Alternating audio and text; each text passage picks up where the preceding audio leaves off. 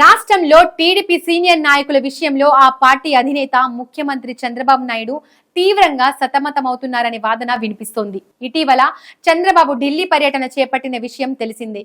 రాష్ట్ర సమస్యలపై కేంద్రం నుండి నిధులు తీసుకువచ్చేందుకు చంద్రబాబు ఢిల్లీ వెళ్లారని చెబుతున్నా ఈ విషయాలతో పాటు పార్టీకి సంబంధించి ఓ గవర్నర్ పదవి గురించి ఢిల్లీ పెద్దలతో చర్చించారనేది తాజాగా వెలుగు చూసిన విషయం. ఇటీవల జరిగిన ఎన్నికల్లో సీనియర్ నాయకుడైన యనమల రామకృష్ణుడు అలాగే అశోక్ గజపతిరాజు వంటి వారికి చంద్రబాబు టికెట్ ఇవ్వలేదు. అలాగే ప్రభుత్వం వచ్చిన తర్వాత సాధారణంగా యనమల రామకృష్ణుడు గెలిచినా గెలవకపోయినా టికెట్ ఇచ్చినా ఇవ్వకపోయినా శాసన మండలి కోటాలో మంత్రి పదవి ఇచ్చిన సందర్భాలు మనకు తెలిసిందే. ఈసారి అది కూడా ఇవ్వలేదు.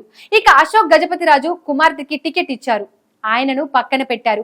అలాగే యనమల కుమార్తె దివ్యకు సీటు ఇచ్చి యనమలను పక్కన పెట్టారు. అయితే యనమల అల్లుడు వియ్యంకుడికి కూడా టికెట్లు ఇస్తే వారు కూడా గెలిచారు. దీంతో ఇప్పుడు యనమల అశోక్ విషయం ఏంటి అనేది అప్పట్లో ఆసక్తికర చర్చ జరిగింది. దీనిపై టీడీపీలోనే త్వరలోనే వారికి గవర్నర్ పదవులు ఇచ్చేందుకు చంద్రబాబు ప్రయత్నం చేస్తున్నారని ఒక చర్చ వచ్చింది. పార్టీలో సీనియర్ నాయకులుగా ఉన్నారు, పైగా కేంద్రంలో ఉన్న ప్రభుత్వంలో పాలు పంచుకుంటున్నారు కాబట్టి, అలాగే కేంద్ర మంత్రి పదవులు కూడా పంచుకుంటున్నారు కాబట్టి గవర్నర్ పదవులు కూడా పంచుకోవడంలో తప్పు లేదు, తీసుకోవడంలోనూ తప్పు లేదని అందరూ భావించారు.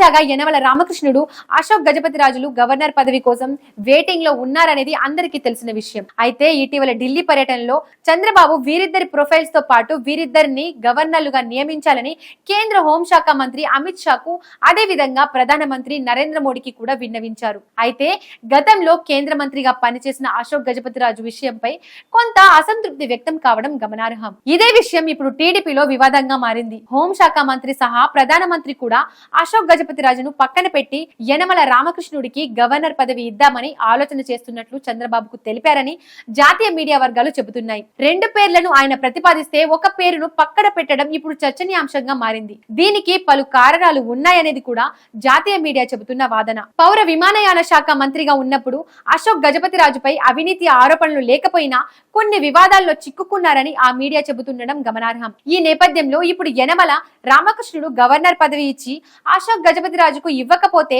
ఉత్తరాంధ్రపై ప్రభావం పడే అవకాశం ఉందని అంటున్నారు. పైగా పార్టీలోనూ ఇబ్బందికర పరిస్థితులను ఎదురయ్యే అవకాశం ఉంటుందని చంద్రబాబు భావిస్తున్నట్లు తెలుస్తోంది. మరి ఏం చేస్తారో చూడాలి.